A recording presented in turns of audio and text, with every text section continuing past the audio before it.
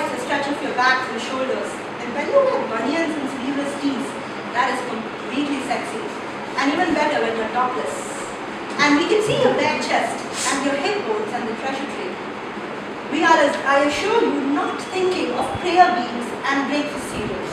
We are thinking of you, your body, your skin, and we are turned on by it. And for those who don't completely understand this, women get horny. and let me break it down all the way. Women get horny without the help of men. On that bloody own, because biology, you know. Combined with perfectly normal minds and perfectly polished imaginations. But moving on. We like the grip of your hands. Even something as little as your knuckles.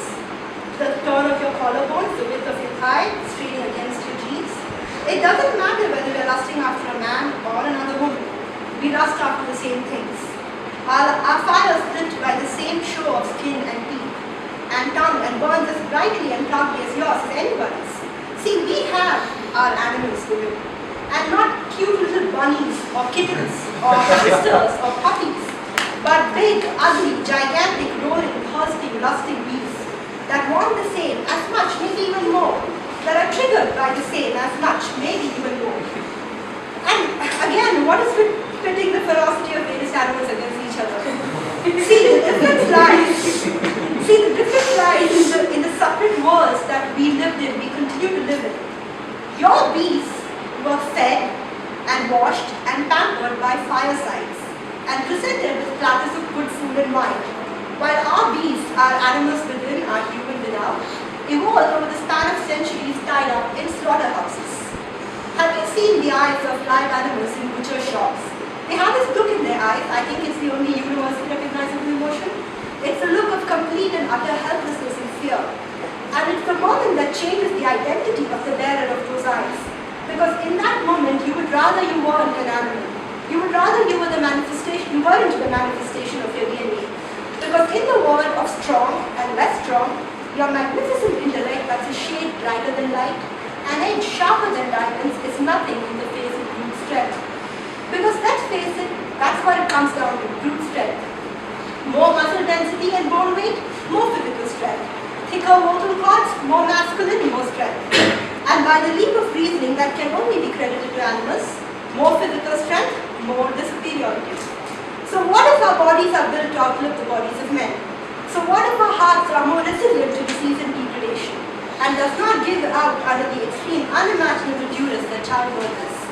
So what if we are genetically programmed to be resistant to numerous illnesses and inherited conditions?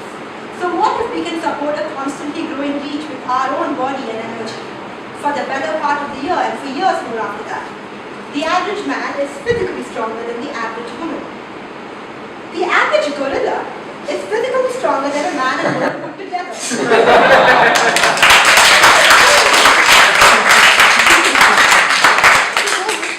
But we don't see them ruling us yet. Wonder when that will change. And until then, all our famous expressions of insults and mocking references pertain to different aspects of being a woman, or what men consider being a woman means. So that in Gen Pop, getting your tight ass fucked by the gangbanger makes you this little bitch, never this little dog. Because between two men, the stronger one is the semi, the weaker one, for whoever understands references in Japanese, the UK. And being gay for a guy is ridiculous and downright insulting because who's going to be the woman in the relationship? For the only worse thing than a woman acting like a woman is a man acting like a human, supposedly like a woman.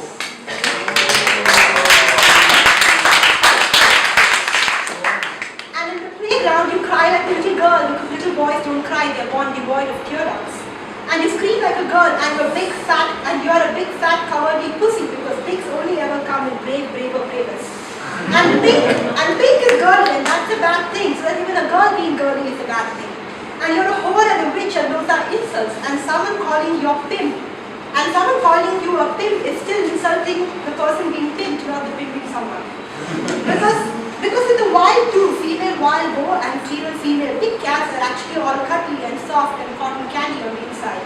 And their method of hunting prey, biting into the flesh of the earth and such, is done in a much less painful, comforting, woman way than if the male boar or the male cat did it. Right? But wait, that's the animal kingdom. We are not all just one gender among us has ferocious, untamable wild animals inside their beings. The others are born with nothing. Or even worse, born with again sickly sweet, soft somethings that are just not wild enough to want it all on their own, to crave it all the way anybody and everybody else do. So we women learn to hide our beasts, our animals, because we get service meat to the animals in men, by both men and women. And that is the tragedy of the unspoken animal within a woman.